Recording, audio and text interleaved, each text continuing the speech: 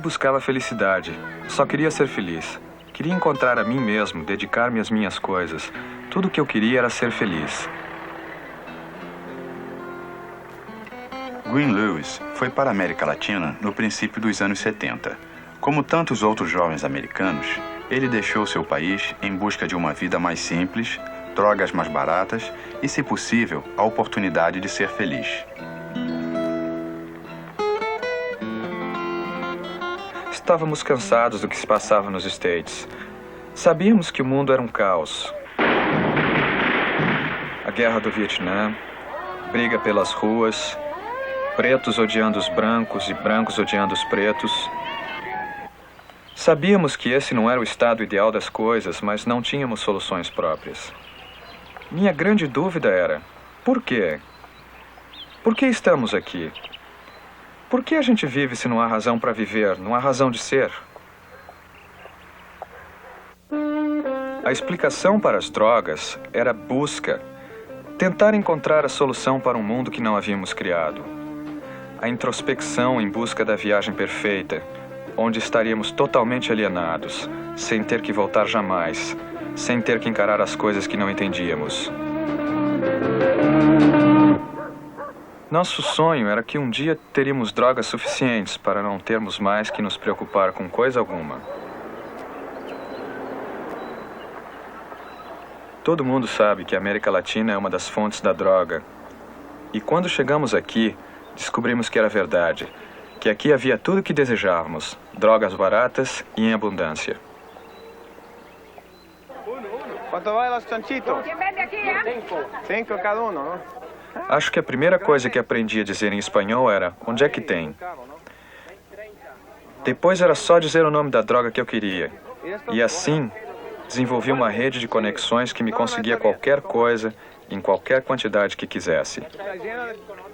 E isso converteu-se em nosso meio de sustento.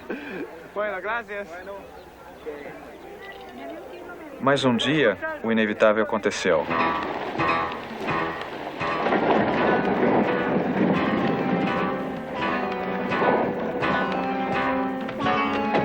Manuel, ve por el otro lado que nadie salga.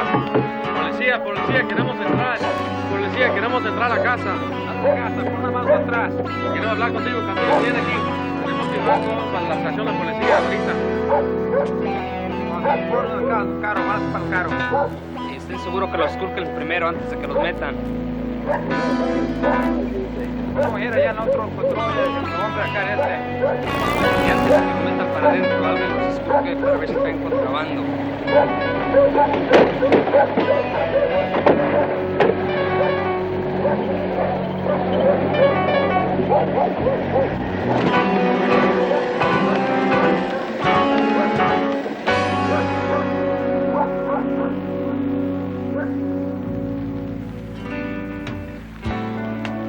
Sem perceber, nossa prisão vai se fechando assim, pedra por pedra, dor após dor e solidão sem fim. E nossas vidas vão se perder inutilmente.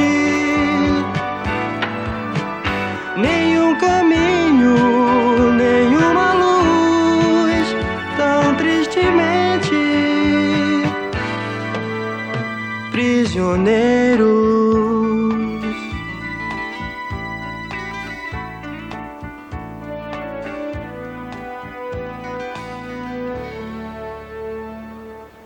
Depois dos primeiros 2 anos, eu queria parar de usar cocaína, mas não conseguia. Cada vez que fazia uma transação, sentia que não queria fazê-lo.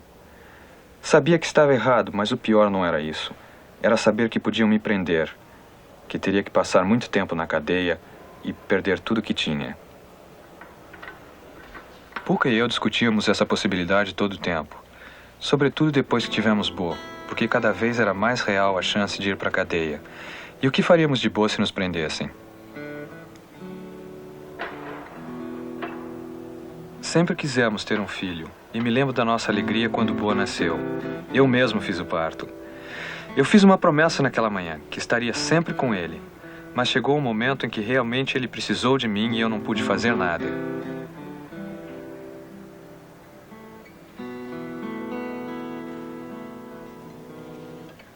Eu queria esse bebê mais que qualquer coisa. Fiz o possível para evitar as drogas durante a gestação. Não parei completamente, mas reduzi muito o uso.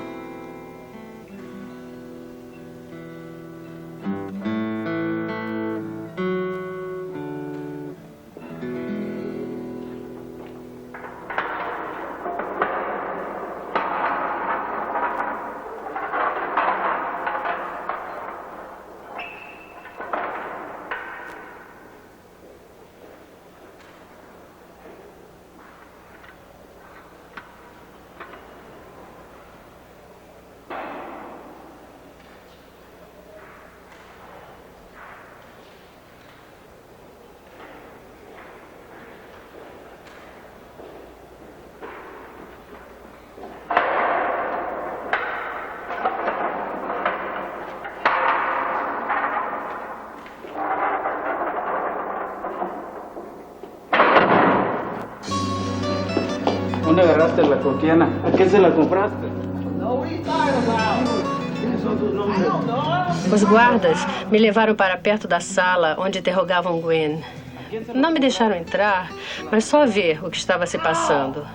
Aparentemente, eles ameaçaram Gwen, dizendo que me torturariam também se não lhes desse informações e assinasse uma confissão. ¿Quiénes son tus amigos? Eles o amarraram pelos polegares, os braços para trás e o penduraram. ¡No entiendo! ¿Dónde está la No sé. ¿No te acuerdas todavía?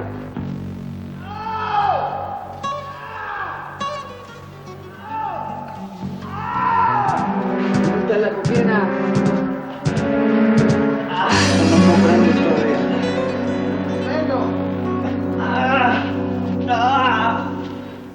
Obrigaram-no a assinar o papel e então deixaram que eu voltasse para a cela. Bom, ainda estava lá e... Acho que eu abracei forte por meia hora. Eu não queria soltá-lo porque não sabia o que podia acontecer.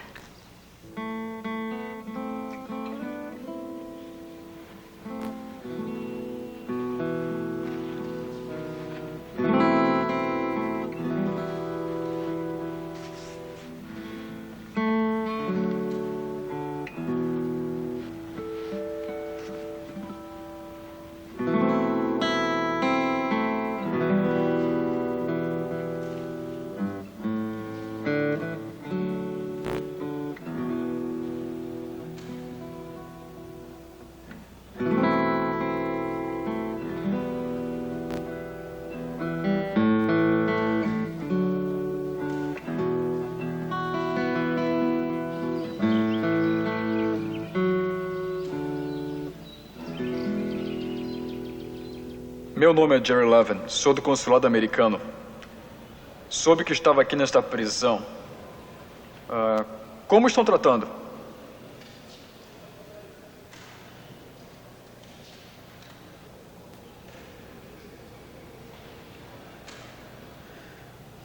Gwen, você foi preso sob séria acusação. Venda ilegal de drogas perigosas. Ainda mais, a polícia afirma ter encontrado um laboratório de cocaína em sua casa. Infelizmente, não há muito que o governo de nosso país possa fazer a respeito. Entretanto, eu lhe asseguro que não vão torturá-lo de novo. E, a propósito, Puka e Bo... Você os viu? Eu os vi. Acha que vão sair? Eu vou ver o que eu posso fazer. Eu não prometo nada, mas acho que posso conseguir que os soltem, embora eles provavelmente sejam deportados para os Estados Unidos. O cônsul americano conseguiu que libertassem a mim e a Bu. Consegui ver Gwyn sem autorização. Consegui vê-lo na hora que saía. Por um breve momento, e lhe dei toda a comida que me restava e todos os cobertores. Eu não sabia o que ele poderia ter lá. Eu havia conseguido um par de cobertores. Foi muito duro ver os guardas levarem Puka aos empurrões, com destino incerto. Eu não sabia para onde a levavam, se para um país vizinho ou se a deportariam para os Estados Unidos. Eu não sabia. Nos dias de visita, aos sábados, domingos e quartas à tarde, era permitido aos familiares dos presos visitá-los na prisão. E eu os via com suas famílias, brincando com os filhos, ou sentados perto de suas esposas. E era muito duro, porque eu não tinha ideia onde estavam Puka e Bo ou o que lhes acontecera.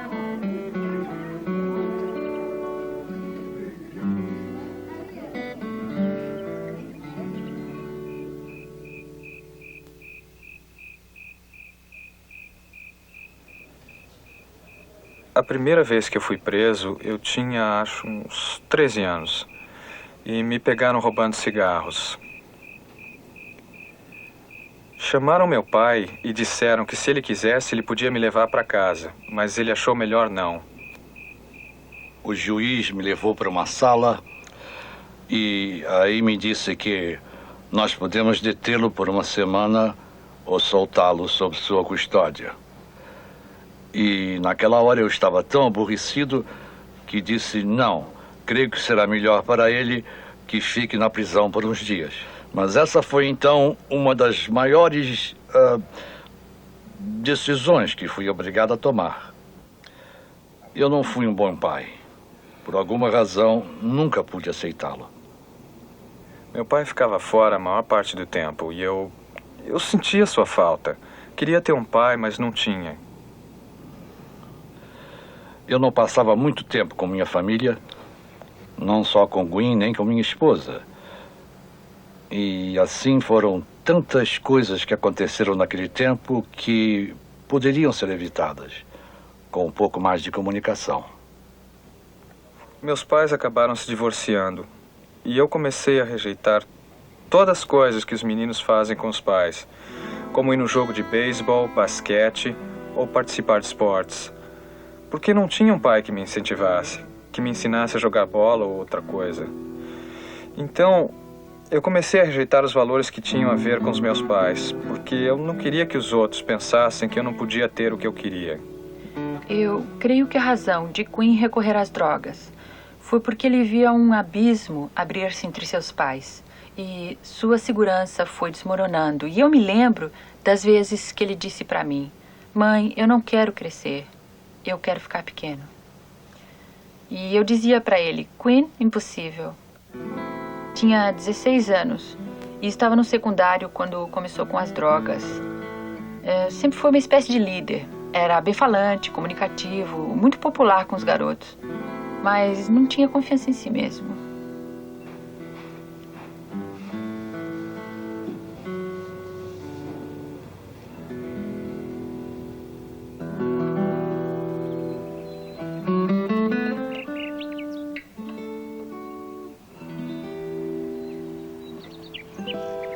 Consegui dinheiro com alguém, não me lembro como, e paguei para ficar na melhor parte da prisão.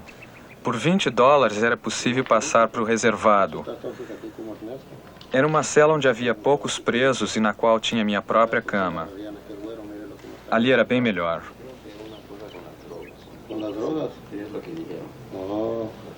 ¿Y por qué estás? ¿Qué hiciste con el gobierno? Yo no hice nada, lo que me hicieron a mí. O tédio era insuportável, mas tinha que fazer o possível para não dormir durante o dia, porque senão eu não dormia de noite. De dia a gente faz o possível para não dormir. Lê, joga cartas, sai para o pátio, caminha. O corpo humano está acostumado a dormir um certo número de horas. E enquanto eu estivesse ocupado, não tinha que pensar em nada. Você afasta tudo da mente e deixa o tempo passar. Esse é o truque, deixar o tempo passar.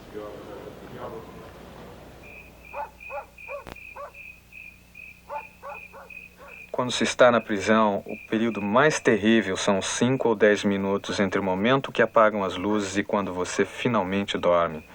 Porque quando você está deitado lá, é impossível pensar outra coisa que não seja liberdade.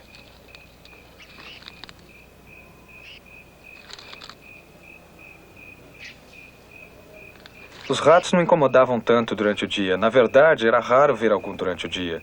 De noite, a gente ouvia os ratos correrem por toda parte.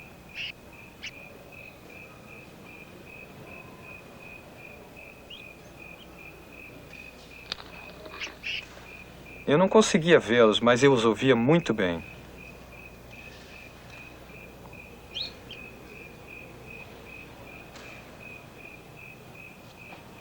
No fim, a gente se acostumava, até com os insetos. Estávamos sempre cobertos de pulgas e piolhos.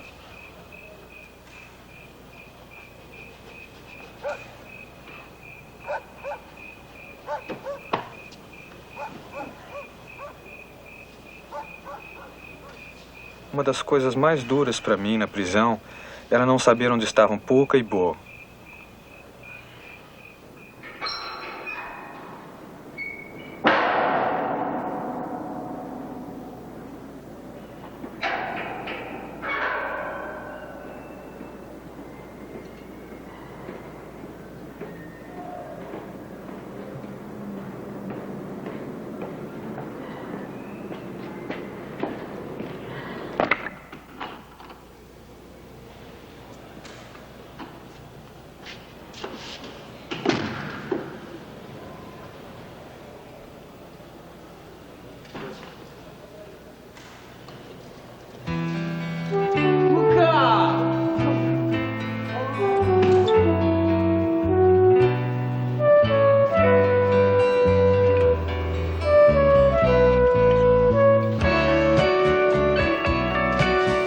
O que aconteceu é que eles foram deportados para um país vizinho. Haviam carimbado em meu passaporte que eu era uma drogada indesejável, que não me era permitido voltar ao país.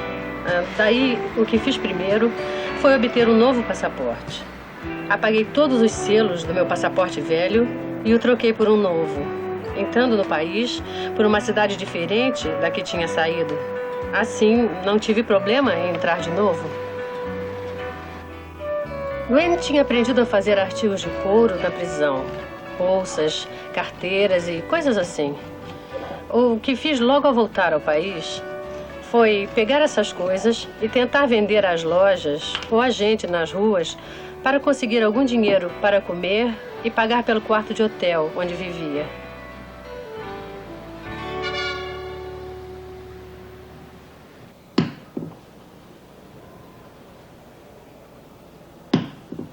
A primeira coisa que tentei fazer foi pensar num plano para tirar Gwen da cadeia. Na lei napoleônica vigente nesse país, o preso é que tinha a responsabilidade de provar sua inocência. E devia fazê-lo como melhor lhe conviesse. Podia contratar um advogado que o representasse ou podia fazê-lo por si próprio.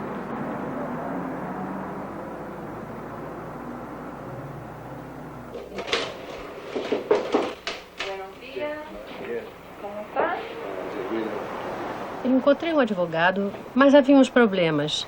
Meu espanhol não era muito bom. Costo, não tenho nenhuma ideia do preço de assunto como esse. Era suficiente para falar com as vendedoras no mercado, para comprar comida e coisas assim, mas quando cheguei à cidade e queria falar com profissionais, juízes e advogados, era uma linguagem diferente, na qual não era fluente bastante para poder me expressar bem.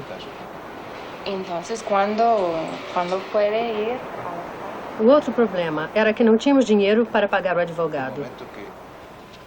Escrevíamos a todos os conhecidos pedindo dinheiro. Nossos pais nos mandaram algum. A maior parte do dinheiro que usamos para o advogado veio de dívidas antigas, de gente que nos devia. De vez em quando nos chegava algum dinheiro que logo dávamos ao advogado. Mas a situação era difícil porque não havia como saber o que ele fazia. Ele estava na cidade e eu na prisão, e não podia ir vê-lo para me assegurar de sua honestidade. Eu tinha que confiar nele. Acho que o que mais me irritava em tudo que o advogado fazia era que, Para nos convencer a lhe dar dinheiro, ele dizia que estava prestes a conseguir minha liberdade. Dizia, tá tudo bem, tenho ótimas notícias, acabo de falar com o juiz e ele disse que vai resolver o seu caso amanhã.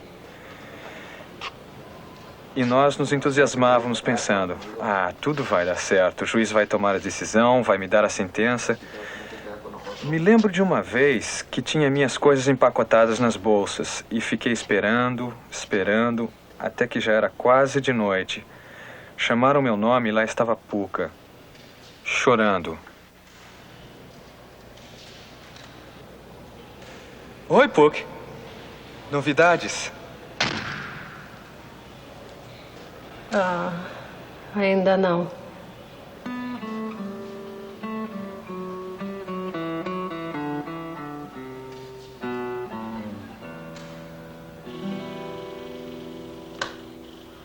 É realmente difícil se entusiasmar tanto com a ideia de ser libertado e acabar ouvindo talvez na próxima semana, talvez na próxima semana. Depois de meses tentando tirar Gwen da cadeia, a única resposta que me davam era me convidarem para dançar ou jantar fora.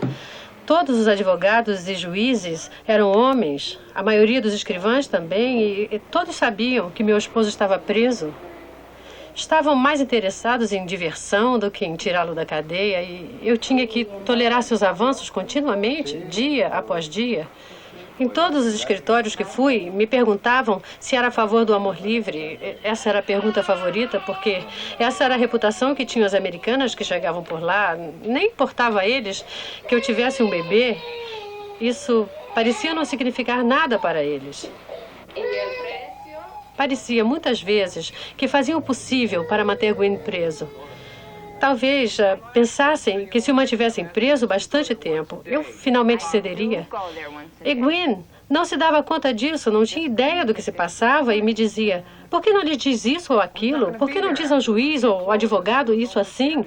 Algo que só um homem poderia lhes dizer. Mas eu era mulher e não tinha documentos, estava ilegal no país. Todo o tempo, morta de medo, passava os dias em escritórios jurídicos, entre policiais, juízes e advogados, e jamais me atrevia a abrir a boca. Não tinha dinheiro, não tinha direitos, estava ilegal e era mulher além do mais. E me sentia impotente. Não havia nada que pudesse fazer realmente.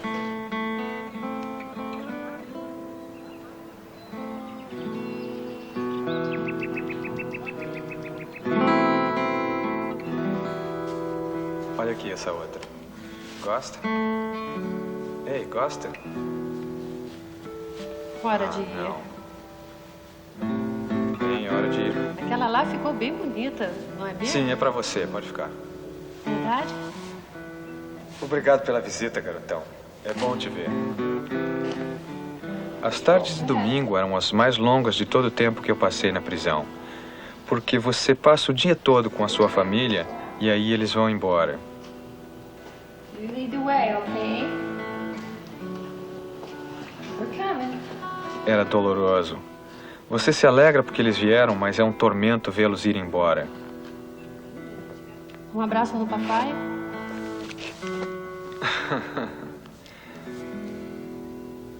Obrigado por virem. Tchau. Não havia nada que eu quisesse mais do que poder sair, estar com eles, tomar conta deles e de ser livre. Nos vemos, ok? Toma conta da mamãe, tá? Sem perceber, nossa prisão vai se fechando assim,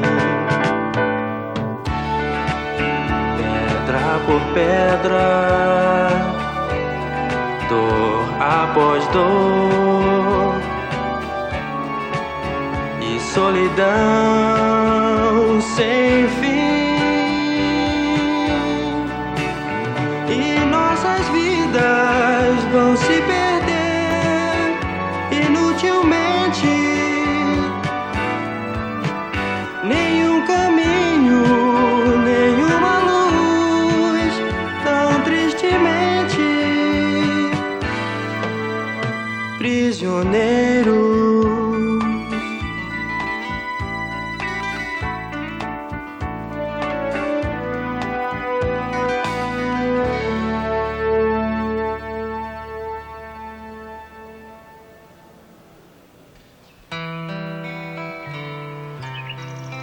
tempo passava cada vez mais lentamente. Já deviam ter se passado uns 9 meses. Estávamos cansados daquela situação, até que um homem chamado Jerry Reed veio nos ver. Gwen Lewis? Sim.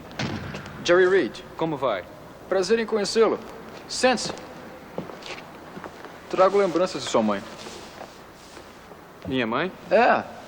Eu acabo de chegar dos States e ela soube que eu vinha. Como conheceu a mamãe? Foi em Chicago outro dia. E nós falamos por uns momentos e eu disse, bem, eu vou pra lá e poderei levar notícias suas. Ao conhecer Jerry Reed, primeiro pensei que era um tira.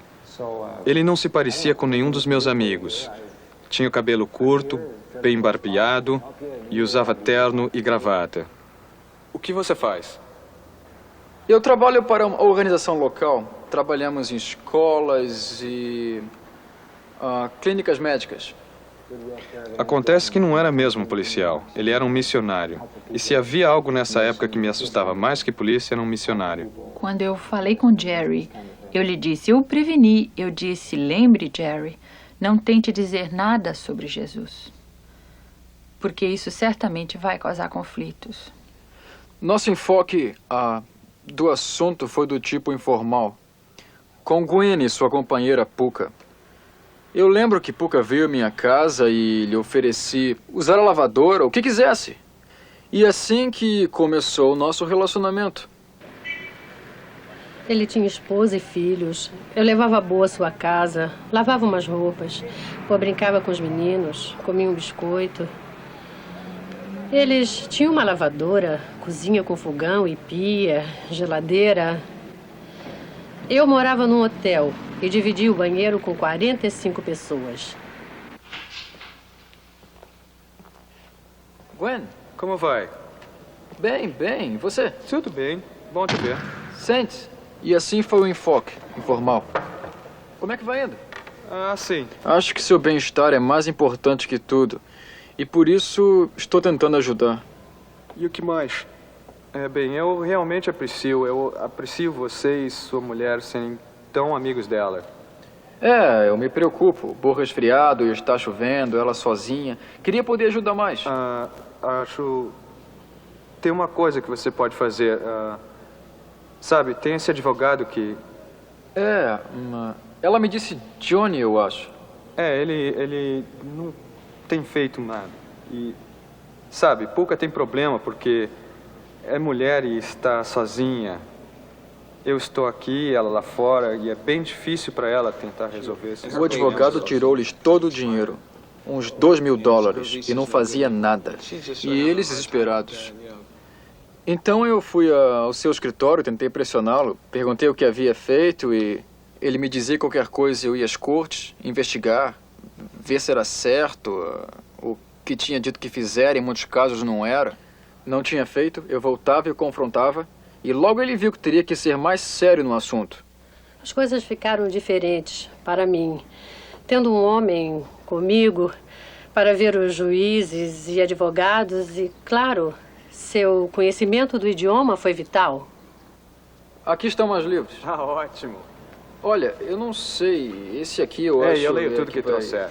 Nós éramos totalmente opostos em todos os níveis possíveis. Social, econômico, politicamente. Extremos opostos, nada em comum. Não só eu não era cristão, como também era contra o que a igreja representava.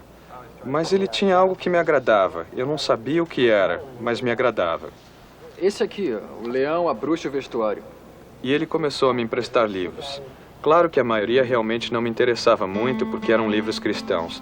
E mesmo com tempo de sobra e gostando de ler. Mas não a esse ponto. Até que um dia ele trouxe um romance de C.S. Lewis.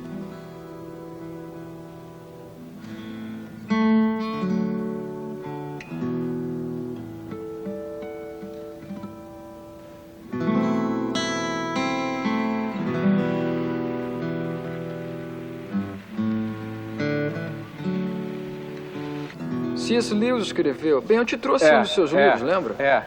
O do cavalo? É ótimo. Eu gostei demais. Verdade? É ótimo. O que você achou? Encontrou algo nele? Eu achei que era muito bom. Inclusive, Jerry tinha muito cuidado em não criar atritos, não impor sua teologia ou filosofia a mim.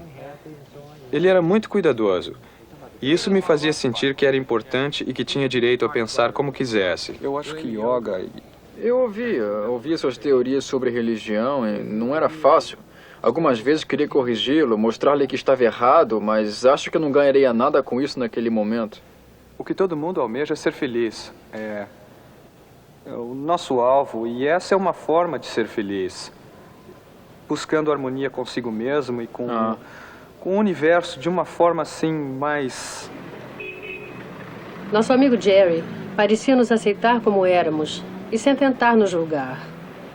Acho que por isso gostávamos tanto dele. Porque ficávamos à vontade com ele e sem sentir que precisávamos pedir desculpas por sermos assim. Mas sentíamos que Jerry havia encontrado aquilo que procurávamos esses anos todos.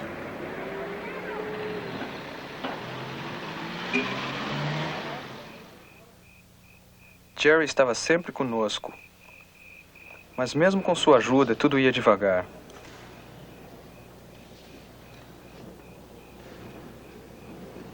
O juiz tinha que decidir entre 6 ou 12 anos, porque havia toda essa evidência contra mim. Assim, a questão não era resolver se ficaria livre ou não, mas quantos anos teria que cumprir.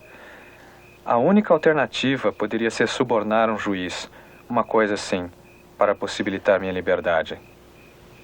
Estávamos no meio disso tudo quando alguém chegou dos Estados Unidos e não sabia o que se passara, mas tinha o nosso nome como contato. Ele disse que queria comprar cocaína e disse que me daria $1000 se o pusesse em contato com alguém que vendesse. Com $1000 eu poderia comprar um juiz e era tudo o que eu precisava e decidi fazê-lo.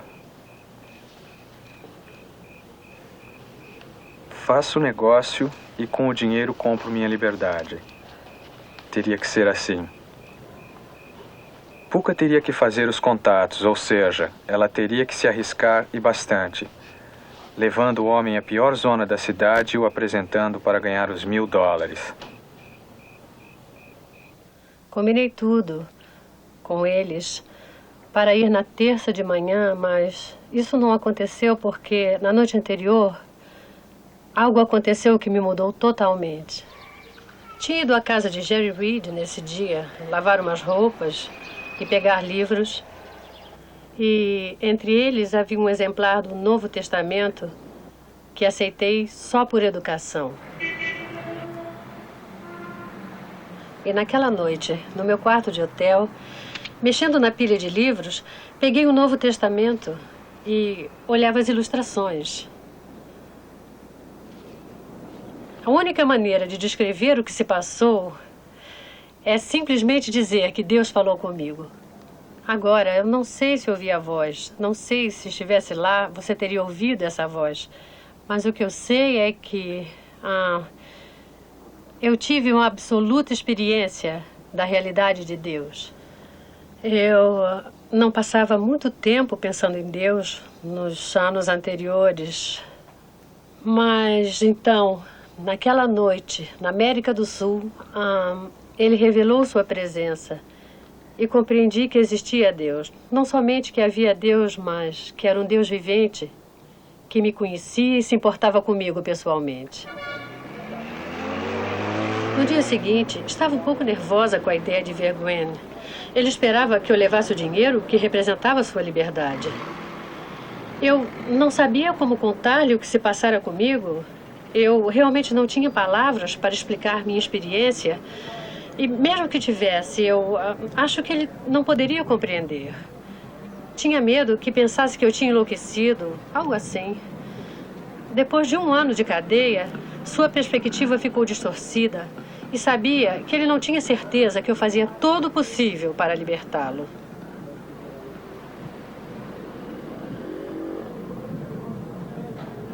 Eu tinha ido à prisão às 11 da manhã visitar Gwen. E enquanto conversávamos, Puka chegou.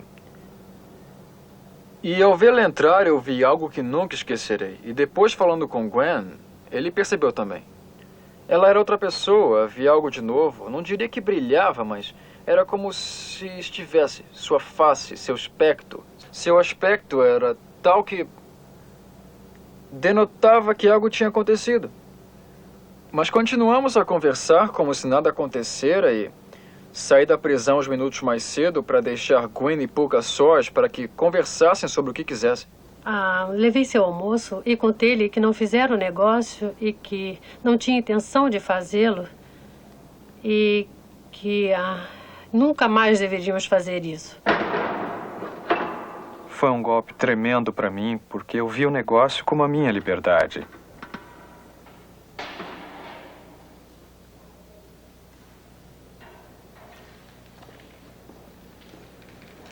Mas Puka estava tão bem. Negando-se a fazer o negócio, ela se transformou. Ela estava melhor do que já vira em muito tempo. Não sabia o que pensar. Jerry estava esperando por mim lá fora. E quando eu saí, perguntou o que aconteceu e eu disse, como assim? E ele disse que eu realmente estava diferente, que se podia dizer só de olhar que algo incrível me havia acontecido. Peguei meu Novo Testamento e em detalhes expliquei como ela poderia conhecer Jesus Cristo. Eu disse, basicamente você já o conhece, vamos verificar. E então éramos juntos. E esse foi o começo foi o começo formal de uma nova vida em Cristo para ela. O tempo vai tão devagar no escuro da prisão, até que um dia a luz do amor vem nos trazer razão.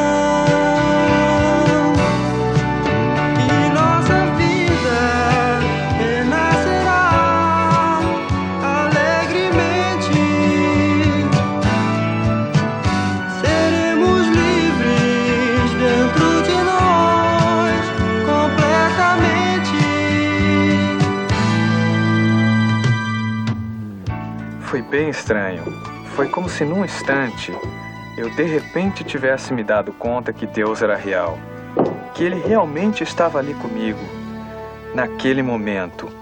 E então eu me lembrei que num livro que Jerry me levara, havia um folheto. Um desses folhetos que o povo distribui por aí.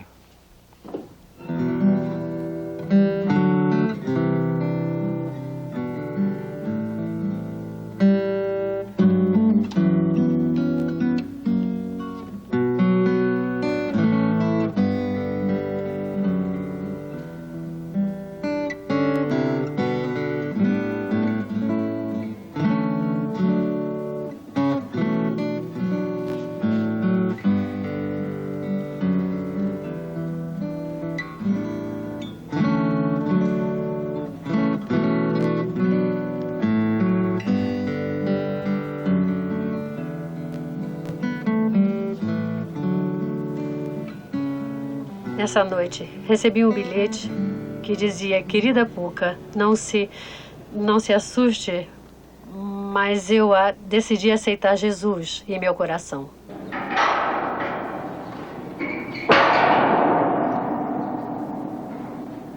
No dia seguinte, bem, eu estava assustado. Eu não tinha a menor ideia de como ela ia reagir. Finalmente, cerca de meio-dia, fui chamado à sala de visita. No dia anterior, eu fui correndo, mas nesse dia eu caminhava lentamente, porque eu nem sabia se Puka ia estar lá.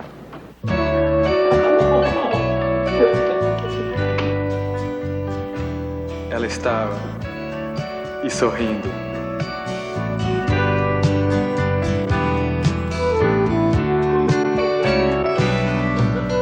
Quinta-feira, 2 dias depois, eu voltei à cadeia, subi a escada e esperei que Gwen saísse de sua cela, a tal cheia de ratos lá no final do corredor, a melhor da prisão.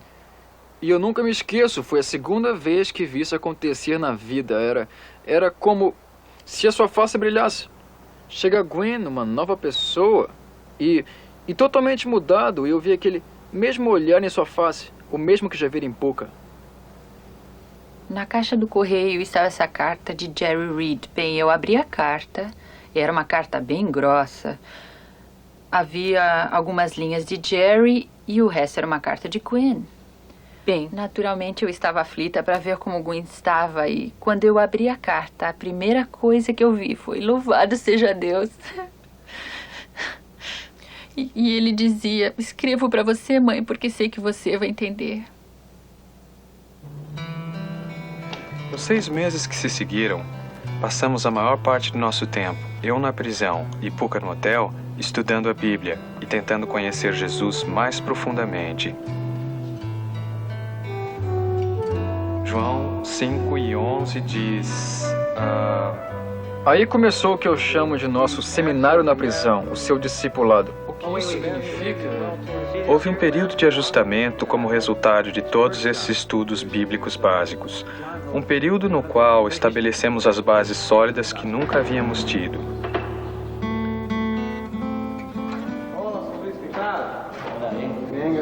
O fato de ter me convertido ao cristianismo não significava que tudo havia melhorado, que seria libertado por causa disso. Não era assim tão fácil.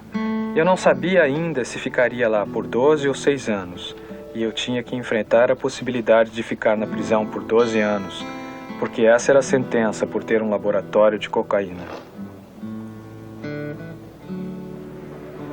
Durante todo esse tempo, nos diziam constantemente que amanhã seria o dia em que o juiz anunciaria a sentença, ou libertaria Gwen.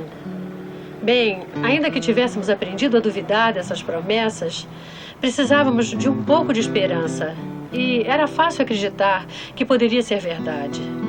Assim, passamos um ano, acreditando cada dia que amanhã seria o dia, mas nunca era. Vem pro meu colo.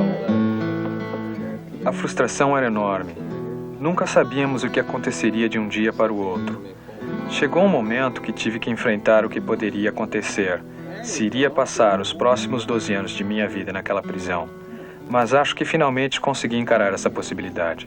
É provável que um aspecto dessa história jamais será entendido, só na eternidade. O papel da oração. Nós vemos as pessoas envolvidas e pensamos, que cara genial, ou veja o que fez, ou sabe, que pessoa maravilhosa, ou que sacrifício. Mas algo atrás disso, mais básico e muito mais importante, acho, do que qualquer coisa que se fez, qualquer conversação que tivemos, qualquer coisa que eu fiz. É o fato que muita gente estava orando. E enquanto passavam os meses, longos dias, semanas, quase um ano nessa situação, nós tomamos conhecimento do grande número de pessoas que orava. Deus ouviu e Deus respondeu.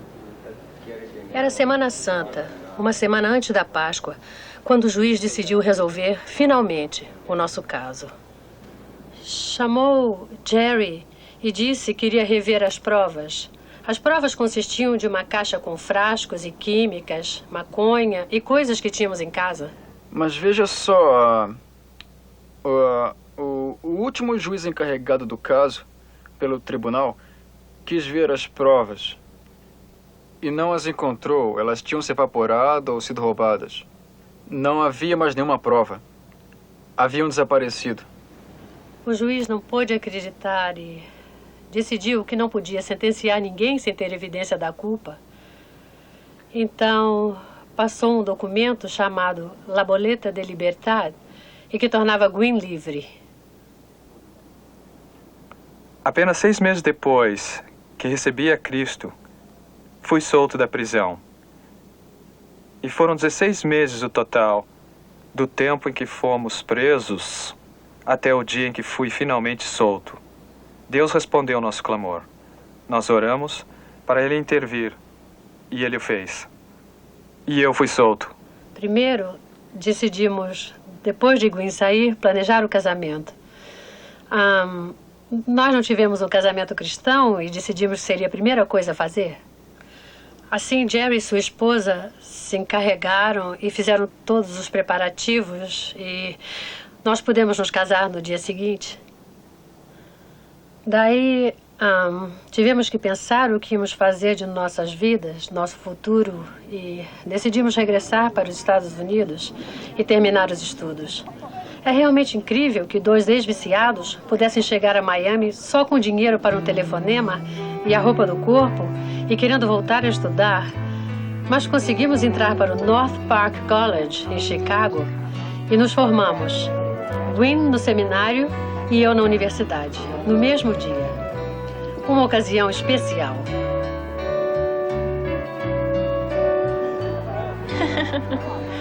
Louvado seja Deus. Cadê Puka? Está vindo ali. Ah, ali está. Onde? Ali está ela. O mais interessante de tudo é que nunca se sabe onde vai parar. E se realmente você crê em Deus, você sabe nunca vai parar. Seus milagres continuarão para sempre. O mais recente é seu pai também encontrar o Senhor. Deu certo. É o que eu posso dizer, é que dá certo. Para mim, para Gwyn e para todo mundo. Meu pai havia chegado ao seu limite e foi a Washington visitar mamãe e disse-lhe que queria encontrar o que ela, Puka e eu havíamos encontrado.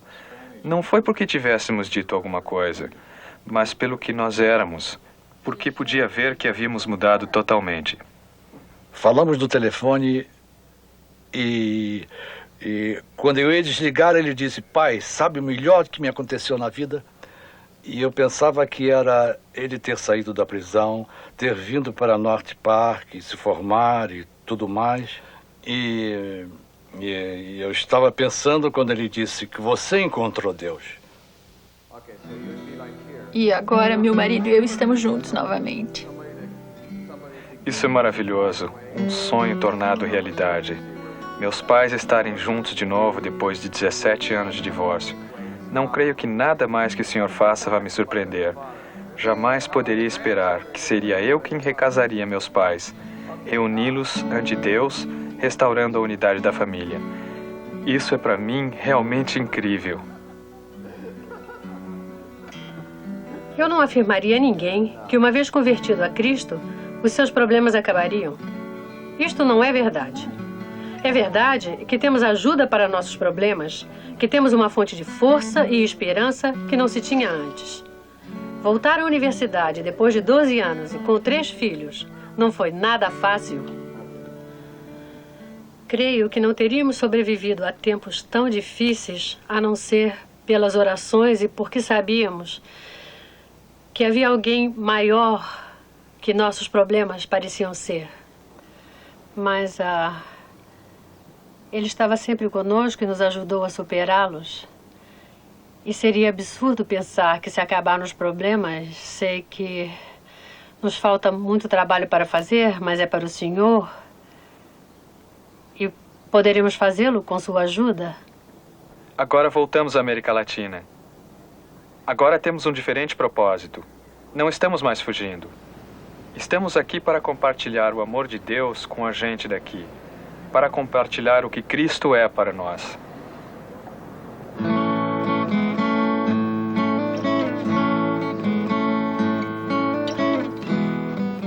Quando eles me torturavam, eu odiava quem fazia isso.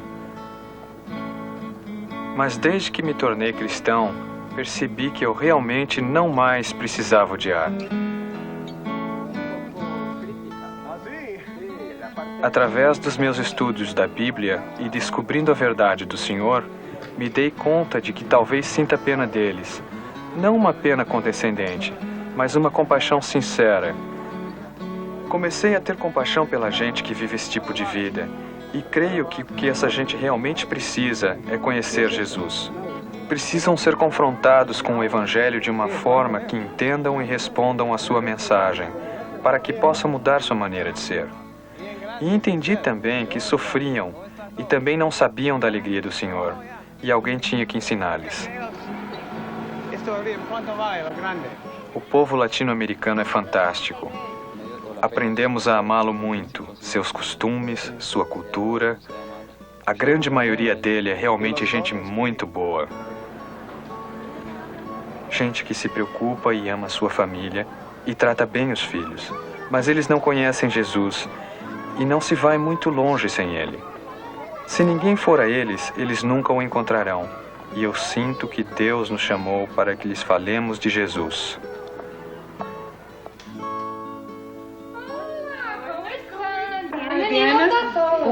Muy bien, gracias. Mi esposo, Diana. Buenas noches. Hola, Gwen, ¿cómo le va? Bien, por dicha, mi esposa. Hola, Francisco, ¿qué tal? Bueno, pase adelante, entonces. ¿Cómo está, Gwen? Bien, gracias.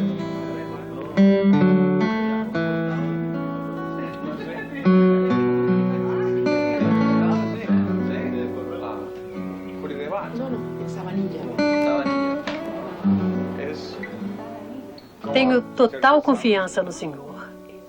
Não sou nenhuma doutora em assuntos bíblicos, mas sei a mensagem básica e penso que a entendo, o que significa e o que tenho que fazer. Entendo o que é amar ao próximo, passar tempo com eles e compartilhar o amor de Deus. Él había dicho que iba a resucitar.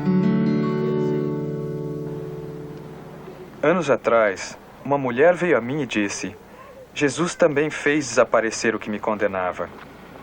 E eu nunca pensara dessa maneira antes, mas, sabe, é a pura verdade, que essa é a razão pela qual ele veio ao mundo. Há muita gente que tem evidências contra si. Quando alguém é culpado, pode ser encerrado numa prisão que é mais difícil de sair do que a prisão em que eu estive. Você se sente aprisionado? Não tem que ser esse tipo de prisão. Há muitos outros tipos. Há prisões de relacionamentos infelizes, há prisões de drogas. Há muitos tipos de prisão. Só queria que você soubesse que, quando se está confinado numa prisão, que Jesus Cristo pode libertá-lo. Eu tinha provas contra mim quando estava na prisão, mas ele veio e as fez desaparecer. Ele pode fazê-lo por você. Se o Filho vos libertardes, sereis verdadeiramente livres. João 8:36. Os principais participantes desta história verídica fizeram seus próprios papéis.